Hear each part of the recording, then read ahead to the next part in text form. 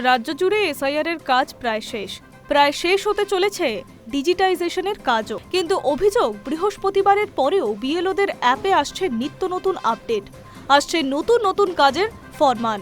জমা দেওয়া enumeration form verification লাগবে আরও ডকুমেন্ট, যা আপডেট করতে হবে অ্যাপে।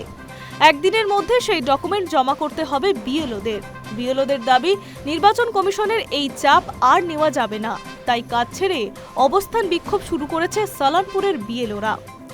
আগের কাজ শেষ হওয়ার পরে এবার নতুন কাজ করতে নারাজ বিএলওদের একাংশ।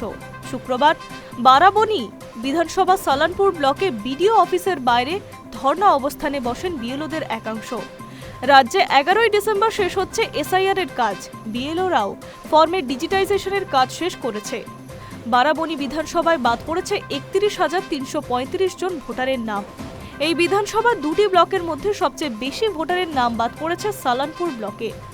এই ব্লকের 1,28,591 জন ভোটারের মধ্যে থেকে বাদ যাচ্ছে 21,674 জনের নাম। প্রাথমিকভাবে প্রশাসন সূত্রে মিলেছে এই তথ্য। 145 জন বিএলওদের সালানপুরে কাজ করছে, কিন্তু এই বিএলওদের একাংশের কাছে নতুন নতুন ফরমান আসায় তারা বিভ্রান্ত।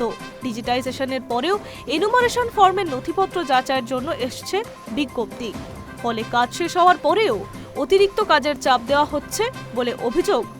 আসানসোল সালানপুর ব্লকের বিডিও অফিসের সামনে বিক্ষোভ দেখাতে শুরু করেছে বিএলওদের একাংশ। সালানপুর ব্লকের বিএলওদের হাতে প্ল্যাকার্ড নিয়ে বিক্ষোভে সামিল হয়েছেন তারা। তাদের দাবি, 11ই ডিসেম্বর এসআইআর এর কাজ শেষ হওয়ার পরেও কেন নতুন করে কাজ দেওয়া হচ্ছে, এই প্রশ্ন তুলেই প্রতিবাদে নেমেছে তারা। যদিও সালানপুরের বিডিও দেবাঞ্জন বিশ্বাস জানিয়েছে, নির্বাচন কমিশন যেমন নির্দেশ দিয়েছে তেমনই কাজ করতে হবে। এই ব্লকের বিএলওরাও খুব ভালো কাজ করছেন। এমনকি পশ্চিম বর্ধমান জেলার এই ব্লকের বিএলওরা সবথেকে দ্রুত এনুমারেশন ফর্ম জমা করে নজির সৃষ্টি করেছেন। যারা অবস্থান বিক্ষোভ করছেন তারা এখনো আলোচনার টেবিলে আসেননি। এই সমস্যা আলোচনার মধ্যেই মিটবে বলে আশ্বাস দিয়েছেন বিএলও। High news network.